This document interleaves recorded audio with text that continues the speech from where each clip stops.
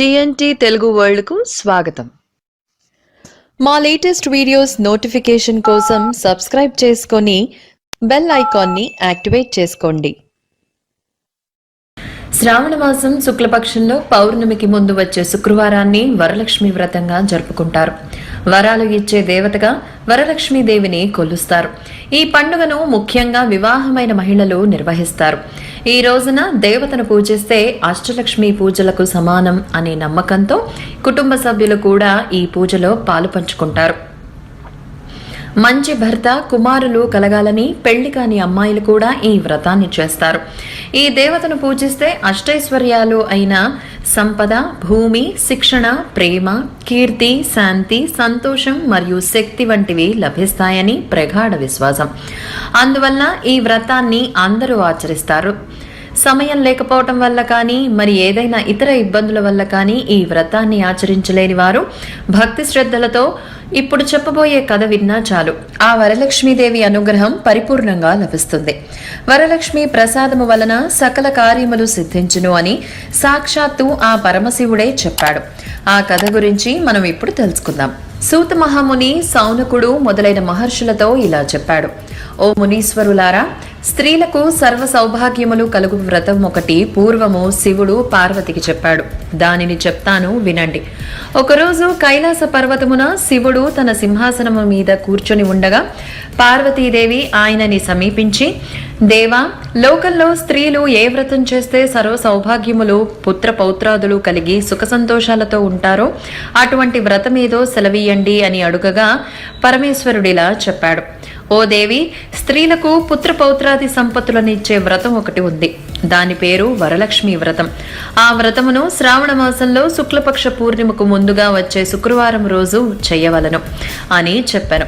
అప్పుడు పార్వతీదేవి, నాథ, ఆ వరలక్ష్మి వ్రతము ఎలా చేయాలి, ఏ దేవతను పూజించాలి, దీనిని ఎవరైనా ఇంతకు ముందు చేశారా, ఆ వివరములన్నీ చెప్పండి అని అడుగగా శివుడు పార్వతీదేవిని చూసి, ఓ కాత్యాయిని, వరలక్ష్మి వ్రత విశేషాలు చెప్తాను, విను.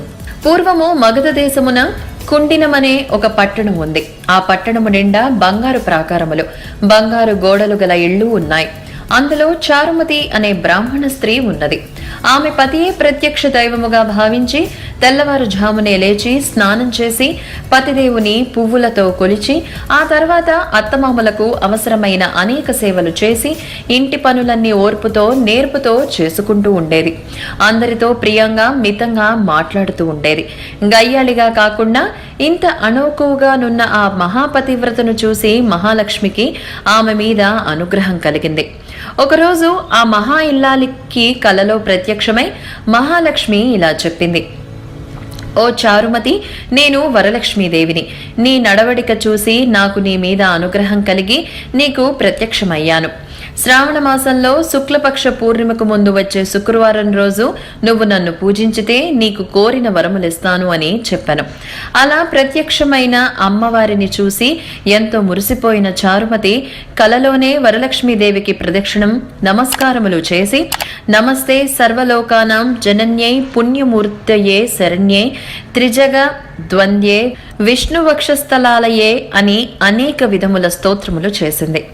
ఓ జగజ్జనని, నీ కటాక్షము కలిగితే జనులు ధన్యులవుతారు, విద్వాంసులవుతారు, సకల సంపన్నులవుతారు.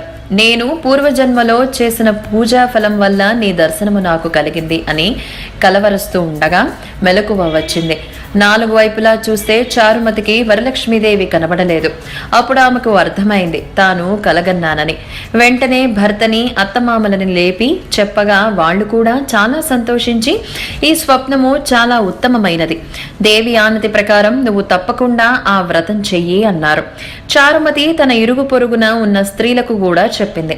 వాళ్ళు చారుమతి ఎంతో ఉత్కంఠతో శ్రావణ మాసం ఎప్పుడొస్తుందా అని ఎదురు చూడసాగారు. వారు ఎంతో ఎదురు చూసిన శ్రావణ పౌర్ణిమ ముందు శుక్రవారము రానే వచ్చింది. ఆ రోజే కదా వరలక్ష్మీదేవి చెప్పిన రోజని ఎంతో ఉత్సాహంతో చారుమతి మొదలగు స్త్రీలందరూ పూజకు ఉపక్రమించారు. ప్రాతకాలమే లేచి తలారా స్నానం చేసి పట్టుబట్టలను కట్టుకున్నారు. చారుమతి ఇంట్లో అందరూ చేరారు. అక్కడ ఒక ప్రదేశంలో గోమయంతో అలికారు. ఒక మండపం ఏర్పరిచారు. దాని మీద ఒక ఆసనం వేశారు. ఆసనం పైన కొత్త బియ్యము పోసి మర్రి గుళ్ళు మామిడికాయల అలంకారాలతో కలశం ఏర్పరిచారు.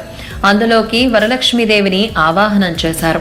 పద్మాసనే పద్మకరే సర్వలోకైక పూజితే నారాయణ ప్రియే దేవి సుప్రీత భవ సర్వదా అను ఈ శ్లోకంతో ధ్యానవాహనాది షోడశోపచార పూజ చేశారు. 9 సూత్రములు గల తోరాన్ని కుడి చేతికి కట్టుకున్నారు. వరలక్ష్మీదేవికి అనేక రకములైన పిండి వంటలు చేసి నైవేద్యం పెట్టారు. దాని తర్వాత ప్రదక్షిణం చేస్తుండగా ఆ స్త్రీలందరికీ ఘల్లు ఘల్లుమని శబ్దం వినబడింది. వెంటనే తమ కాళ్లను చూసుకుంటే గజ్జలు మొదలైన ఆభరణములు కనిపించాయి.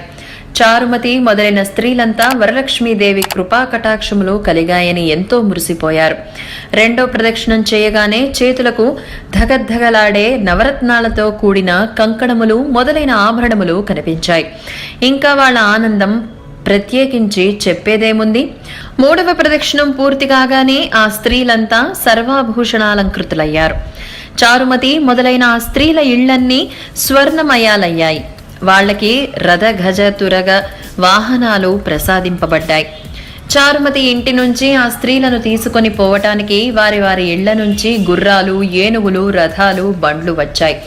ఆ స్త్రీలు చారుమతి కలిసి వారి చేత శాస్త్ర ప్రకారం పూజ చేయించిన బ్రాహ్మణోత్తమునికి గంధం, పుష్పం, అక్షింతలతో పూజించి 12 కుడుములు వాయనమిచ్చి దక్షిణ తాంబూలాలు ఇచ్చి నమస్కరించారు. బ్రాహ్మణుడు వారిని ఆశీర్వదించారు. వరలక్ష్మీదేవికి నైవేద్యంగా పెట్టిన పిండి వంటలను బంధుమిత్రులతో తిని తమ కోసం వచ్చిన గుర్రాలు, ఏనుగులు మొదలైన వాహనాలలో వారి ఇండ్లకు బయలుదేరారు.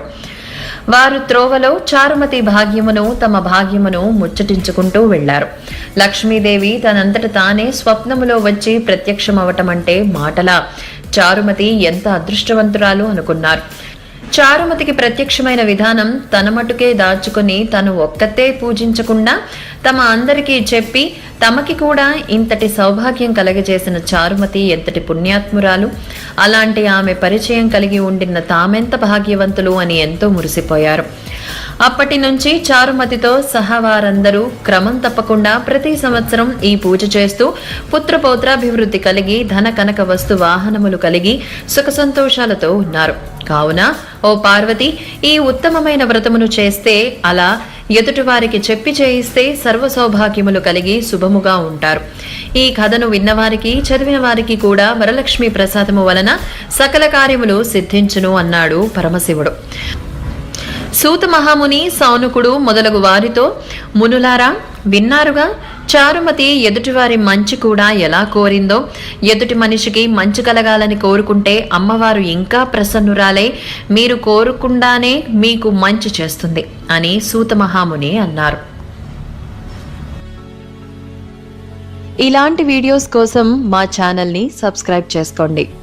మా వీడియోస్ కనుక నచ్చినట్లయితే లైక్ అండ్ షేర్ చేయండి. ధన్యవాదములు.